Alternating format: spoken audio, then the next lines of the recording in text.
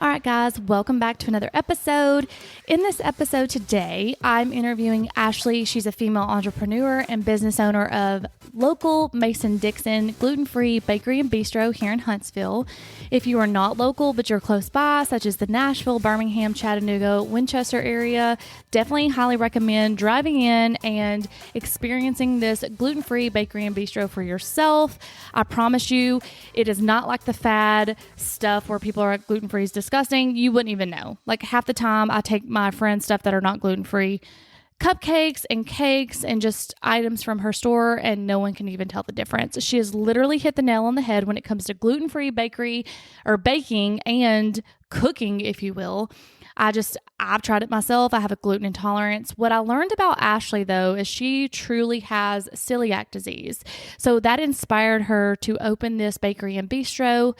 For those of you who do not know what celiac disease is, it's an autoimmune disease where your body cannot have gluten or it will attack the stomach lining and can cause things such as malabsorption where you don't absorb food appropriately. And that can be a problem because you can become anemic or you can't absorb vitamins that are essential to life. And you can also experience a lot of pain and whatnot with that. So I will not try to be a medical guru here, but it is obviously my goal, if you met me or know me, to make everyone healthier and attempt to try gluten-free options, because I truly think that the wheat in the United States is crossbred. But anyways, that is for another podcast on another day. I am so happy I did this interview. I now love Mason Dixon even more than I did before, if you can even imagine that possible, because Ashley is truly a gem and I appreciate her backstory and how this all came about and the origin of Mason Dixon. So stick around for this podcast. I think you will be highly entertained and surprised that gluten-free can be delicious. So here we go, guys. All right, I have Ashley. I'm not going to say this right. Go ahead and say your last name. Ramirez. From Mason Dixon here on the podcast. I'm super excited about having her. I've been gluten-free for some years now, so our schedules have been kind of crazy. So yes. She's super busy. She's a female entrepreneur. Get it, girl. So thank you for coming on to the podcast. Definitely. Thank you for having me. So I want to know your backstory. So how did you become gluten-free, develop Mason Dixon? How did that happen? Yeah, certainly. So I am one of those people that became gluten-free out of necessity. I was diagnosed with celiac disease my senior year of college, which I don't even know how many years ago that is now, but like 15 plus maybe. You do not look old enough to have graduated college for 15 years. So it was a while ago, and it was before there were a lot of commercially available products, and the things that were available were awful. I mean, yes. That's where like the gluten-free stigma comes from. Like that, those early breads were like terrible. Yeah. Like you just didn't eat bread. Right. And so, that really kind of started my kind of passion for baking and baking bread and, coming up with things that, because I was a carb lover, I was an athlete. I was an avid runner. I did triathlons and everything. So I was the girl that just give me a bowl of pasta or a whole baguette or something like that. So I could not live without carbs. So neither can I. Yeah, they are essential. They are. They've got a bad rap. Yes, definitely. Definitely. So that kind of started the gluten-free baking and kind of that desire to come up with substitutions for things that actually were edible and tasted good. Right. I have my background in chemistry, so that definitely came in handy. Cool. Because baking is very much so a science. And when you're trying to remove a key ingredient and come up with substitutions, it definitely came in handy. That does help. Definitely. And this experimenting was a lot more fun because I could actually eat it as opposed to some of the other things that I was playing around with. Mason Dixon was born, again, kind of out of necessity, or not necessarily, it wasn't planned by any means. So I finished up my doctorate in chemistry in North Carolina and moved down here originally to take a job on the Arsenal. That was right in the middle of sequestration. And so when I was supposed to start work, I got a call on Friday. I was supposed to start work on Monday. And they're like, hey, we don't have funding for your project. So you're basically in a holding pattern right now. So, and that holding pattern stuck for several months, enough time to get the bakery up and going. Well, that was long enough. Yes. So it started out really small. When I first moved down here, it was one of those situations where not only was there a lack of gluten-free options out in the community, but there was also just a large lack of awareness and education about gluten-free, about allergens, about dietary restrictions, any of those topics. Right. There's just, we've come a long way, but there was a huge, huge gap in just what people thought it was versus what it actually is. And so Mason Dixon was kind of born out of a desire to increase that education and that awareness. Started out really small at the farmer's market because it was just supposed to be something fun for a little while, while I was figuring out what in the world I was going to do with my life. But it quickly became apparent that there was a huge need for something like this in the community, that there were a lot more people like me. So it was just kind of one of those things where it was like, okay, let's run with this and see how far this can go. And 10 years later, here we are. You're on your second location. Yes. Bigger location. Yes. So you started 10 years ago, the bakery on, I forget that road. It's off Governor's. Well, so that was actually, so we had a little location before that. I did not know that. Yeah, not many people knew about that because that was when we first got started.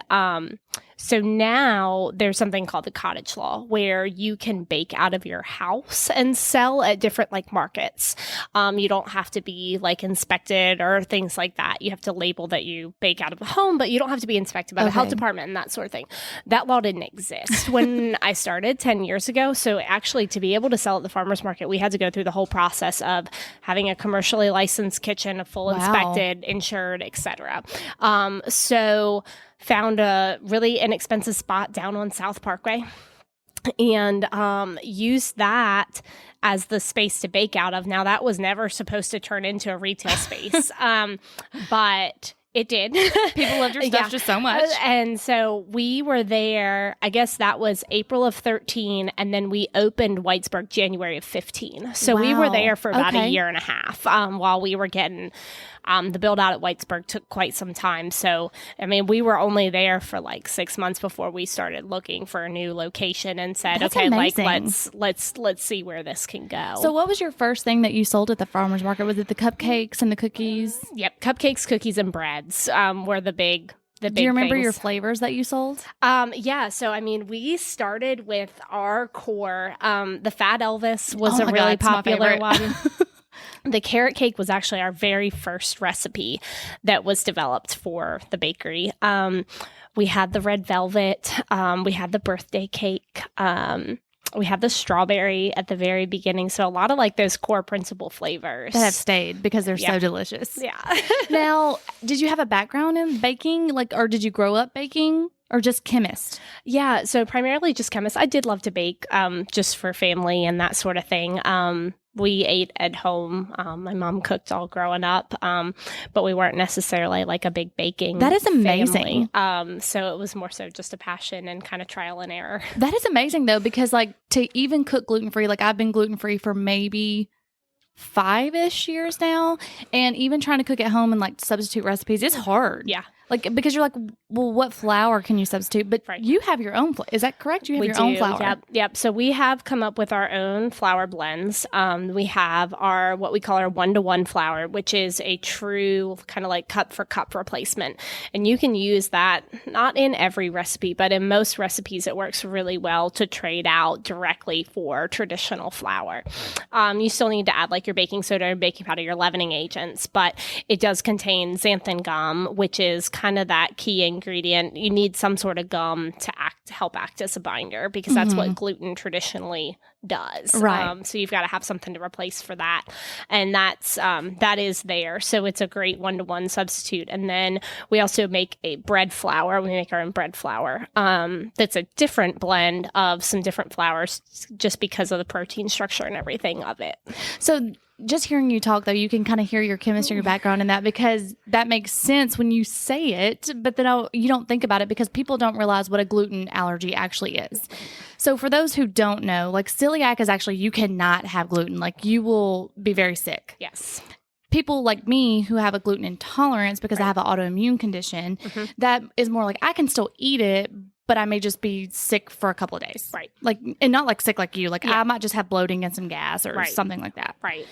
So people don't realize what actually gluten is or what's in it. Because when I talk to my friends, they're like, well, is gluten in this? Is gluten in that? And I'm like, well, it's a thickener. Right. It's not just bread. People think automatically bread because of wheat.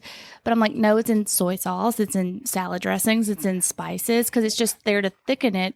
So now that it's crazy to me that we have advanced, obviously, in technology and everything. So why not in 2023 are we just not getting rid of it? Right? No, I agree. It's interesting, and you can read a bunch about flour here versus flour in Europe, right? And, the differences, and it really does come down to our wheat here is very different. It's crossbred to the maximum. Yeah, exactly. And so our wheat now has a much, much higher gluten content than it did have 100 years ago. So people are like, well, why is it so different? Well, and why is it on the rise? And it definitely is the fact that we're increasing the amount of gluten in our wheat, which gluten is, it's an occurring protein. But it is one of the hardest proteins that we ingest for our body to break down. So even for people who don't have celiac disease or don't have a gluten intolerance, the amount of gluten that's in our wheat, it's very, very difficult for our body to process. And so, I have some people that I talk to and they're like, well, I just don't like that energy expenditure on that alone, just like your body's efficiency and everything. It's not worth it because it doesn't include, or it doesn't provide a nutritional benefit or anything like that. Right. So it's just interesting to see kind of how things are changing. I think wheat will, it's cheap, it's inexpensive to produce, to farm. So it's not going anywhere. It's not going anywhere. Well, my goal is to get everyone who talks to me, if they're like, I have a tummy ache or I have a bellyache, I'm like, are you eating gluten? Yeah. And a lot of people don't realize that you won't have symptoms right then when you eat it. So that's very hard to not know what's causing the symptoms because you may have symptoms 2 or 3 days later. And something I read, very interesting, I don't know if you know this or read it, but like gluten stays in your body up to like 9 months after eating it and ingesting it. And I'm like, oh my God. Yeah. It's crazy. It definitely hangs around. Yes. So we know that gluten sticks around for a long time. So going back to like when you were baking, did you have a lot of trial and error? And like what would you say stuck around the most? Like how did you actually get the formula? Obviously it's a secret formula. We're not going to get the recipe from you. But how did you like bank on what you got? Yeah. So yes, a lot of trial and error. I mean, even to this day still, when we're coming up with new products, sometimes it's like, first shot, got it, good to go. There are some things, for instance, I have been working on, so our chocolate cake base.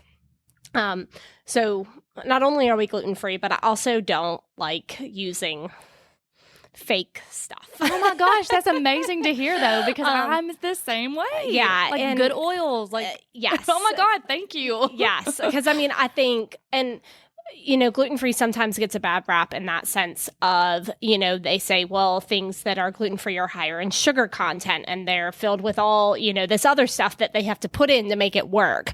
And commercially, yes, a lot of times that is true. On the commercial side, it's mostly about costs, unfortunately, because they're having to try and bring down the cost so much because of wholesale and, resale and everything.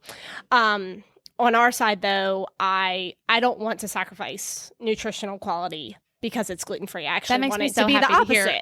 That makes me so happy. We try and strive for it to be the opposite. So, for instance, and now obviously a cupcake is a cupcake and it has sugar and, there's a place for everything in life and in your diet, I think. It's all with moderation. I feel better when I eat your cupcakes, though, because I feel like they're a healthier version of a cupcake. Yeah, definitely. And so our chocolate cupcake, is vegan. And it's vegan just by kind of like design and by default. We don't use any egg replacers in it. It's a baking soda, oil, water ratio that makes it vegan. So I don't use a fake egg or anything like that. I have been trying since our inception, basically, but that's just our chocolate cupcake. We don't have a, outside of the paleo one, we don't have a vegan chocolate and a regular chocolate. And so I have been trying to come up with a vegan vanilla that is the same way, because I want to just, I don't want to have two. Right. I just want to have one. Man, I will tell you, it has been my arch nemesis. And I'll work on it for a little while and then I have to put it away because I'll get angry. I love that you said that, because I have a couple of vegan friends and they obviously come and get your cupcakes for birthday parties and cakes and stuff. And they were like, why doesn't she have a vanilla one? So I have worked on one and we've come up with some good ones, but they're not so good that I can replace the regular with it. And I'm just but it's about time to pick that book up again and start working on it again. But yeah, so it is a lot of trial and error, and it's a lot of, there is a science to it, but I think especially with the gluten-free, there's so much that we don't know about how it reacts and how it responds as it bakes and that chemical reaction, that a lot of it is still trial and error. Well, I can tell you have nailed it on the head with almost every single product that you have to be gluten-free. It's just amazing to me because, again, I've tried cooking at home. I'm like, I'll just go get the biscuits from Mason Dixon. I'm not going to do it. It's just crazy. Now, are you the one that comes up with the menu and the cupcake flavors, and who is the mind behind that? Yeah, so this is a team project through and through. In the early days, it was me. I did, and the bakery is much my baby. Oh, still. But pretty much all the recipes on the bakery have come from me and trial and error, and but we have. We have our head baker who she helps come up with new cupcake flavors and rotations and that sort of thing. We encourage our team to be creative because I think that the more that they get to create and play and have fun with what they're doing, the more they love their job. And I think it comes through in the product. So that's kind of the bakery side.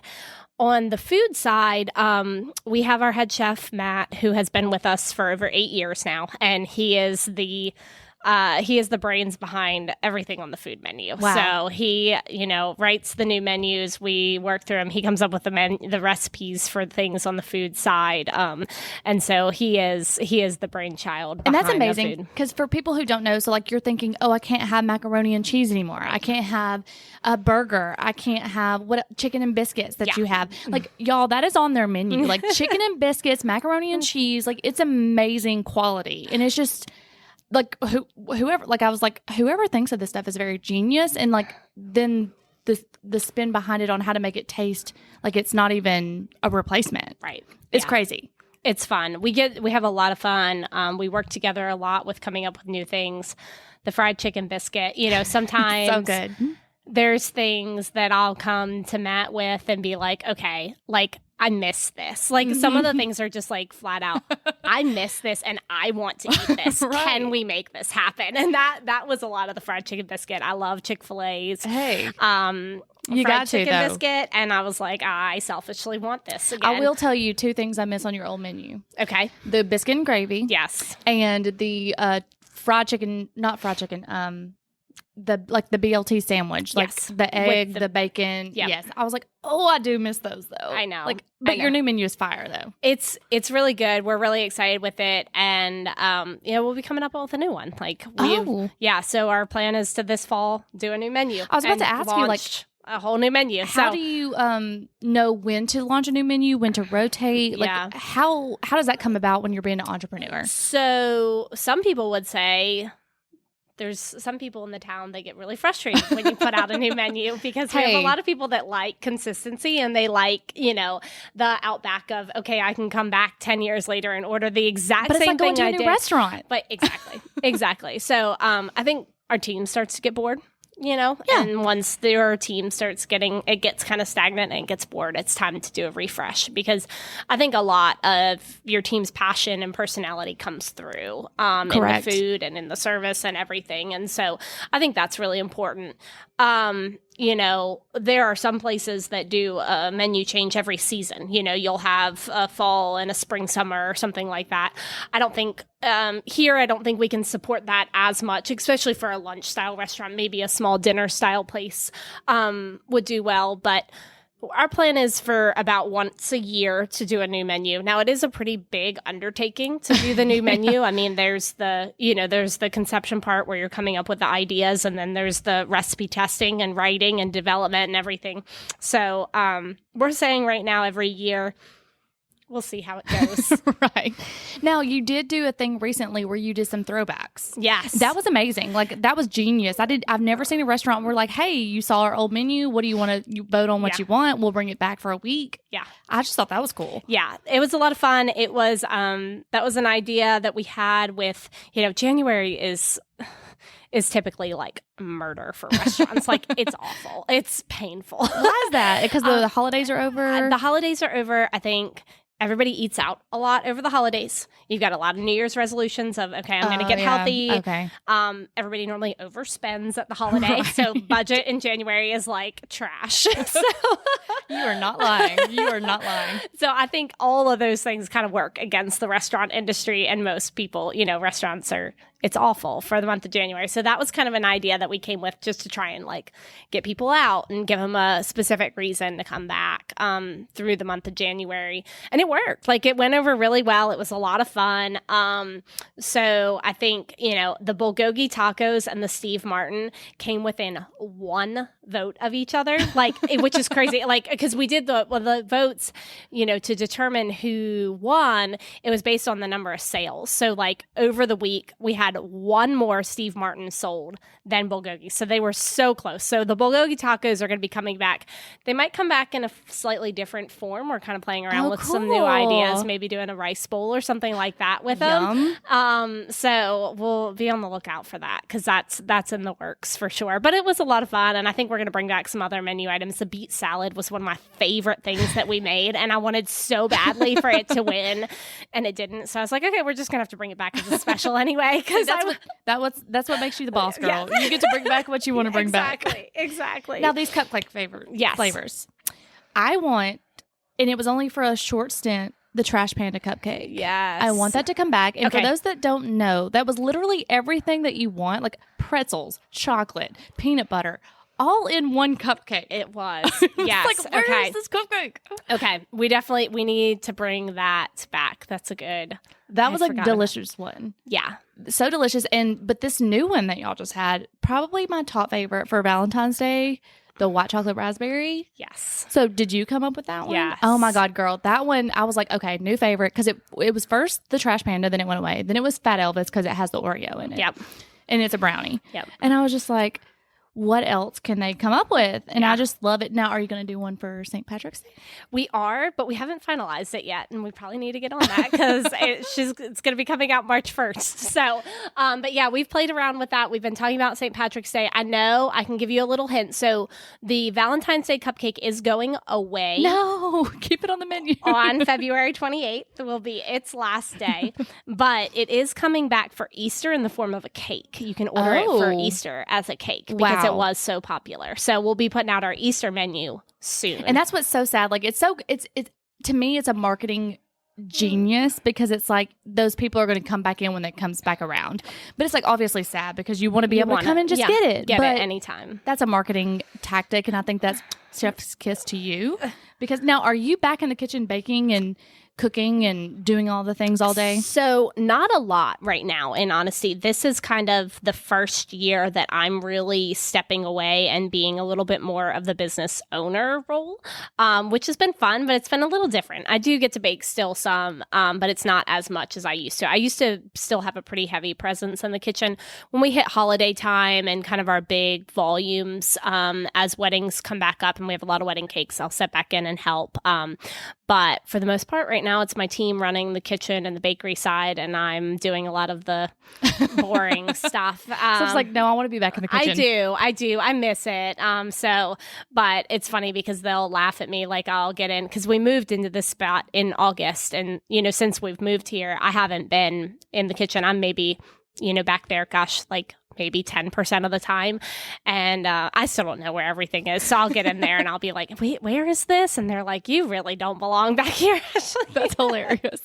So, but it's fun. But I do miss it. And I get to get back there and be creative. And that's what I like the most is I don't love as much doing the day-to-day kind of like, bulk prep. But when I get to get back there and come up with new ideas, and the blondies are new right now. That was my kind of one of my recent projects was the new blondies, and those have been a lot of fun. Had that yet. They're good. Okay. Yeah, I think we're sold out today.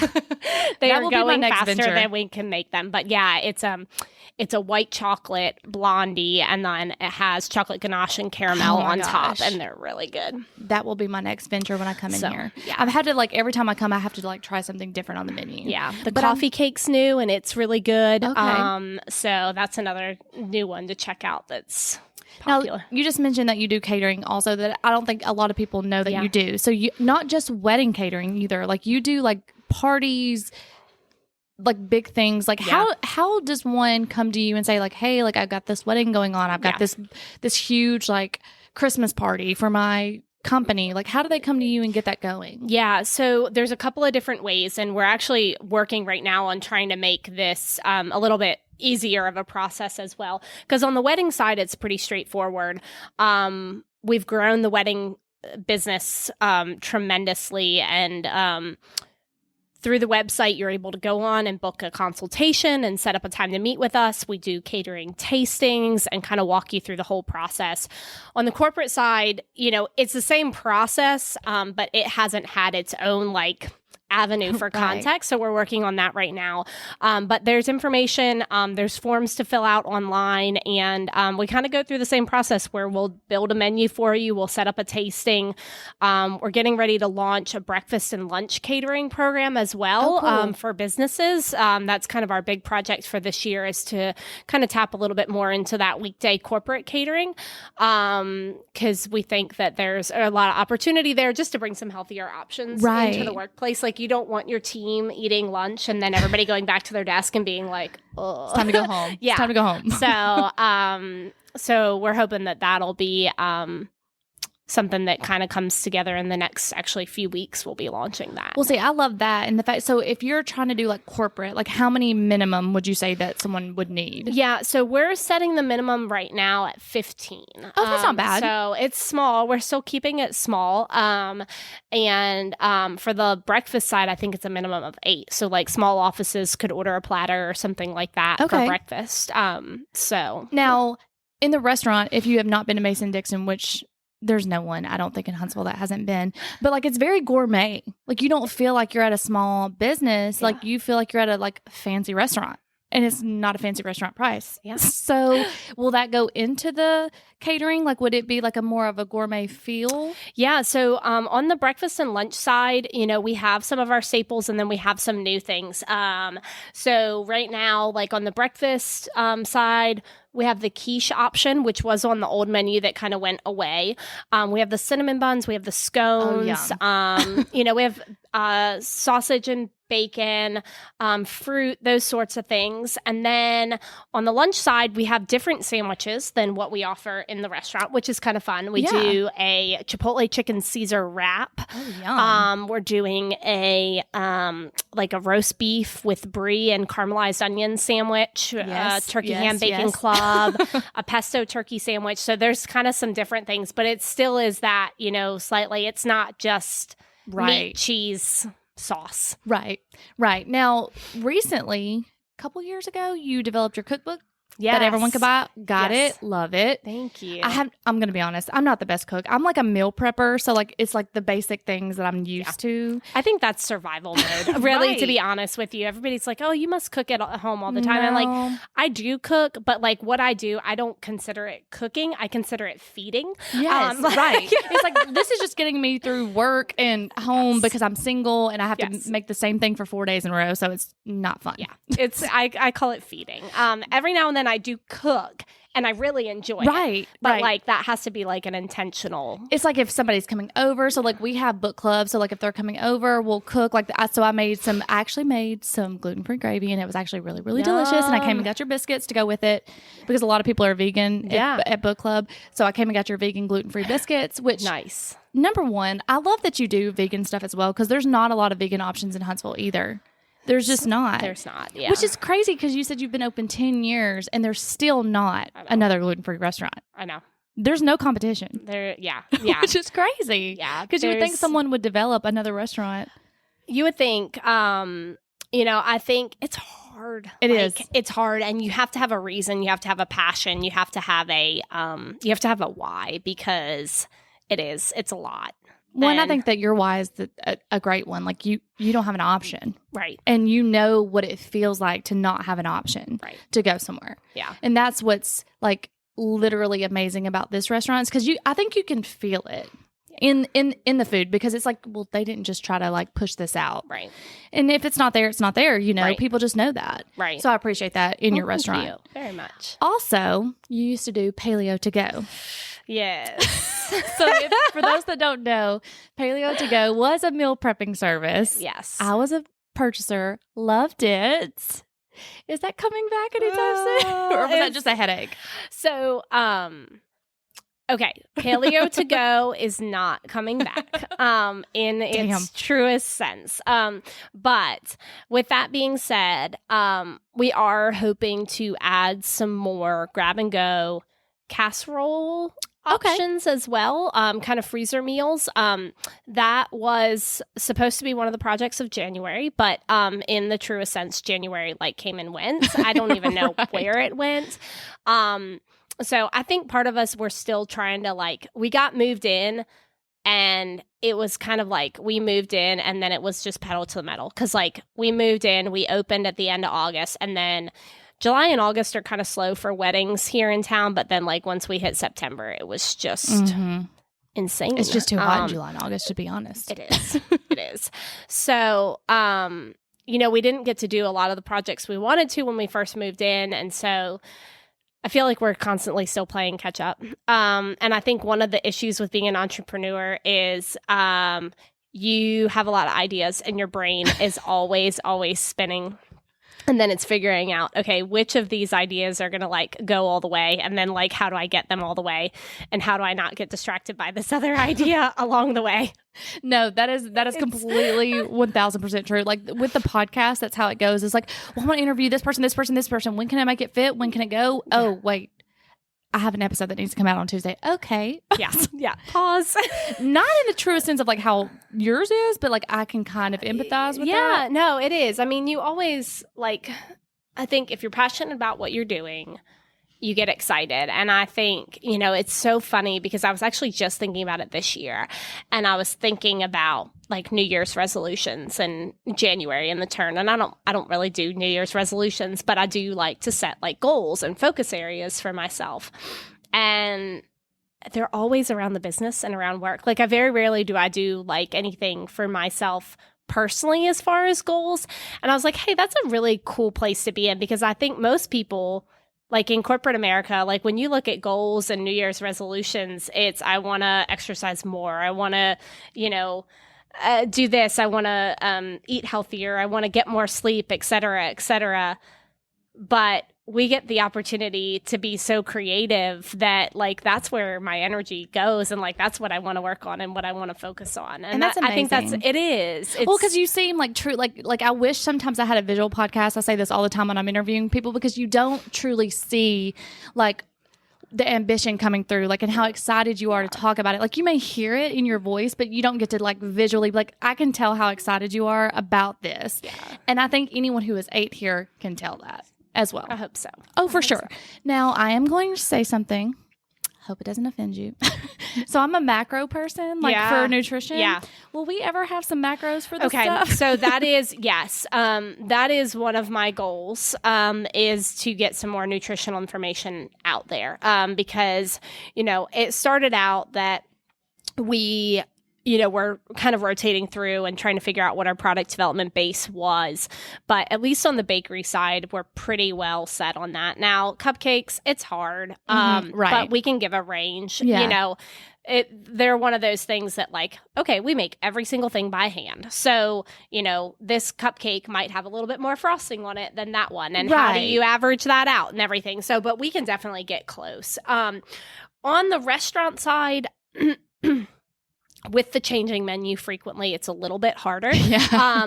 But we should be able to get at least, again, some base numbers because everything is very, it's very calculated, right?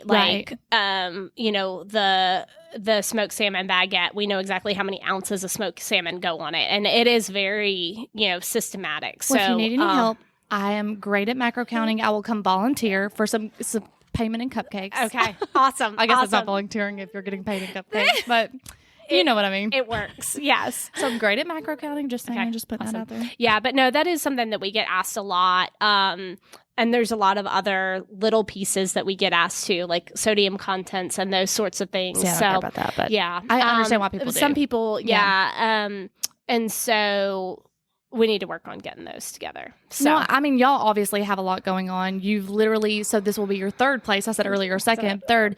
And who knows? You might end up in an even bigger place. Huntsville is growing, honey. It is. It is. I will tell you, though, I hate to move. I hate to move a house. Moving a business. Worse. God. This last move, I'm like, all right, this better be it. Now, will y'all ever do like a dinner menu, or is that like only on your Valentine's Day dinner? Yeah. Is it like that, like special events? Yeah. So the plan, we don't intend to bring in a full-time dinner. When we first opened at Whitesburg, we actually had dinner service for about 8 months. I didn't know that. Yeah. We ran dinner service from January. I think we ended maybe in about October. It didn't last quite a full year. We did dinner service Wednesday through Saturday. And it was interesting. That was another selfish thing of hey, I want a safe place to be able to go out and eat dinner. So let's put together a dinner menu. But it was a lot. It was a long day. You're open early.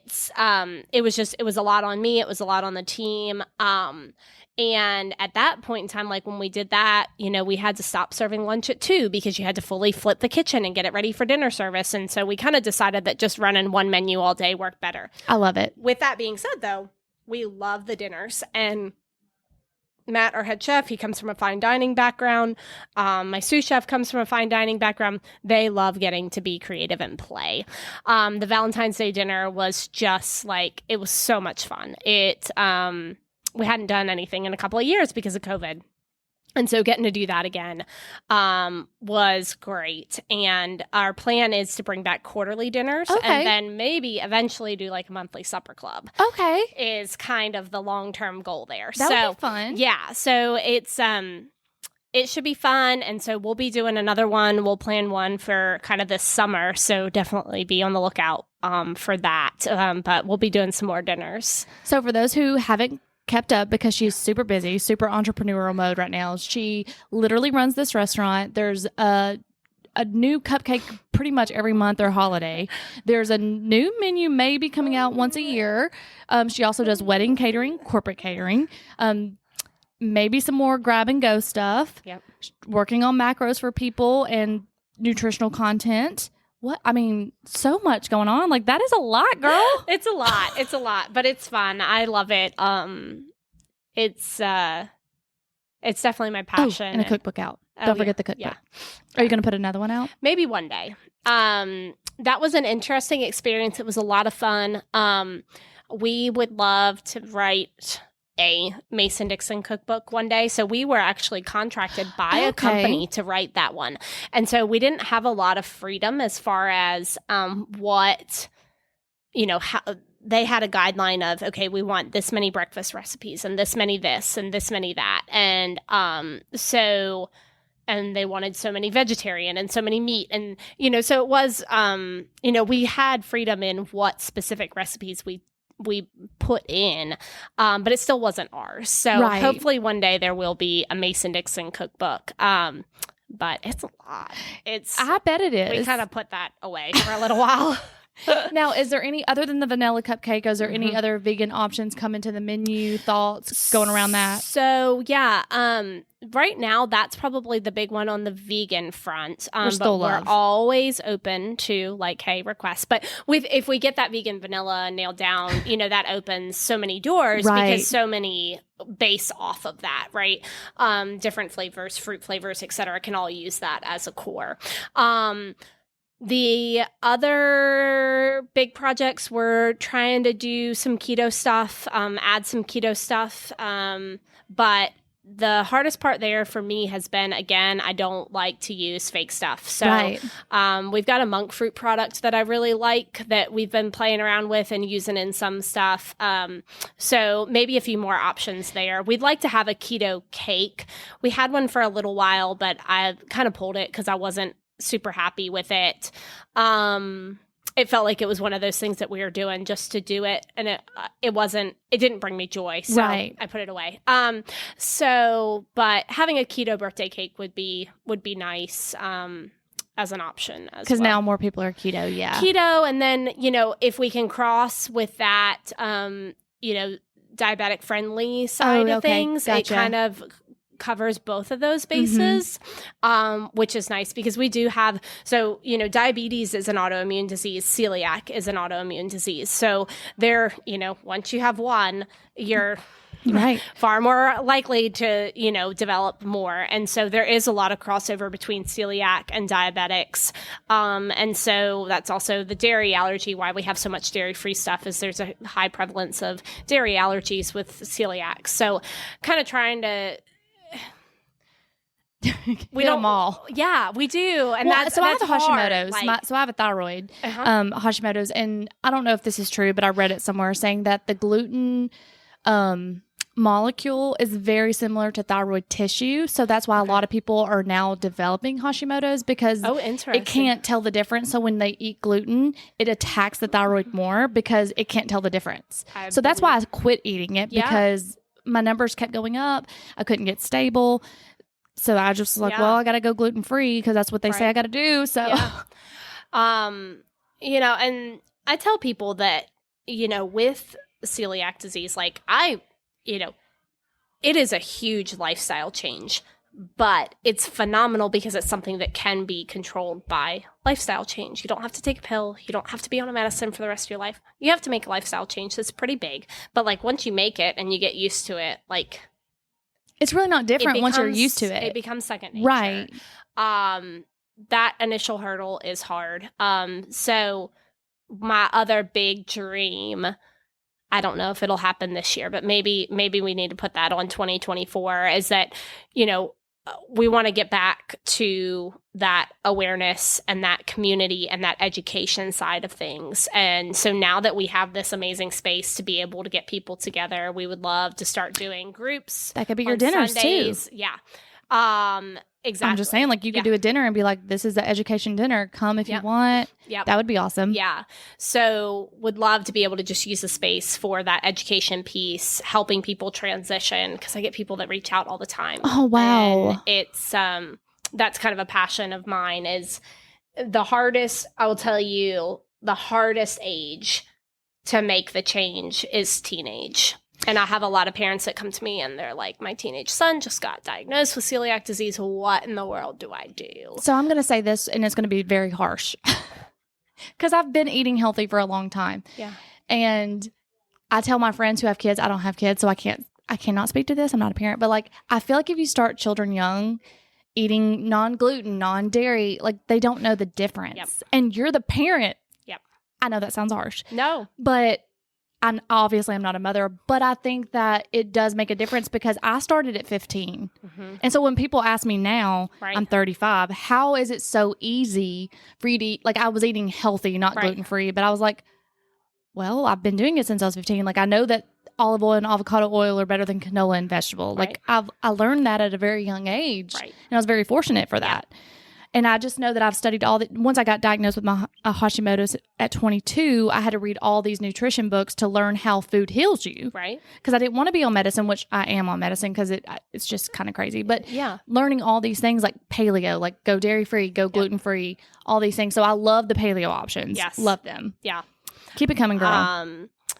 Yeah, and I have a 6, almost 7-year-old son, and he's been gluten-free his whole life. And he don't know the difference. He doesn't. Now we're starting to run into some issues where, like, at school, like, somebody will have this, and, you know, so he hasn't really been exposed to it. So I had him tested for celiac disease, but it came back negative because he hasn't really been exposed to it, so he wouldn't have had damage, you know, to the villi, or he wouldn't really pop many of the blood markers either. So, but it's just one of those things that, you know, I'm one of those believers that you don't need it. And I feel like the potential for it to do harm over any benefit that it could add, it's just not even Well, I was worth tested for celiac multiple times once I had my first autoimmune disease because I also became iron deficient but not anemic. So everyone was like, you have to have celiac. My hematologist was like, I don't care what the test says. He was like, don't eat gluten. Yeah. He was like, I don't care. Yeah. It's like, so I don't know. But my friend's also vegan. So her son, he's a little over a year old now. He has not had any meat. Yep. And so and he's going to grow up not eating meat and not know a difference. Yep. So that's why I'm like, if they don't know, go ahead and do it now. Yep. You know? Yeah. So. No, because it's a lot easier to make that change at a young age. It's when you hit those teenage years and you're trying to make the change. It's so hard. Right. Because then So it's like hard. influenced by everyone else and stuff like that. So make the change now, people. Yes, definitely. Come to Mason Dixon. It's easy. It's easy. Just take stuff home. Yes. So is there anything else that you can give us a sneak peek? You gave us a lot though. So I don't know if there's anything else that you could give us a little sneak peek into what's coming. Yeah. Man.